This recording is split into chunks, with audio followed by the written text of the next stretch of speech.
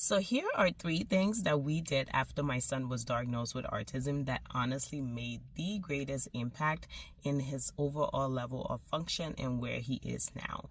My name is Faith Spoolmore, and I am a mom of 4 wonderful kids, one of whom happened to have autism spectrum disorder. He was diagnosed when he was 2.5 years old, and since then we have had a lot of different services that have made great impact, but these 3 things have definitely impacted a lot more in his overall progress. I am also a school-based physical therapist. I work with a lot of kids on the spectrum and also kids that are not on the spectrum but have other form of disabilities as well.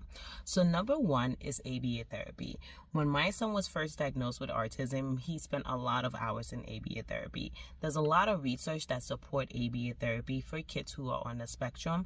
We saw the best progress in Elliot with ABA therapy. However, it is not one size fit all, so you have to be willing to hire and fire people who do not meet what it is that your family is looking for. That is another thing. You cannot be shy to hired and fired people. Number 2 is diet changes. We did a whole 360 for Elliot's diet and completely changed everything after his diagnosis. We went on a gluten-free, dairy-free, soy-free, and just like any type of dye, we took it out of his diet. And we also incorporated fish oil into his diet because there is like a lot of studies that show the connection between the gut and the brain health, which is very important because if your gut is not feeling great, your brain is not going to be able to function. And we want the optimal result when we're trying to give services and all of these therapies that are so expensive. So if there's something that we can do with our nutrition, I definitely think it is great.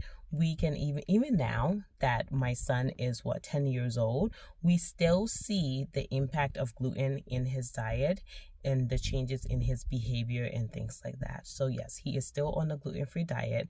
Number 3 is learning your kiddo triggers. Nothing is worse than putting a kid in an environment that you know is going to set them off. So learning what it is that your child can tolerate and what they cannot tolerate is a huge bonus because that is going to make your life so much easier. And one thing that I highly recommend is if your child has sensitivity to loud noises, a certain type of noises, the noise canceling headphones have made a huge difference in our lives, like the lights and things like that. There are so many different things that trigger kids, so trying to figure out ways to keep them happy while they're young and still trying to work on communication skills will make a huge impact in your life. I highly recommend you figure that out. If you found these 3 tips to be helpful, follow along because I plan to share a lot more on this autism journey.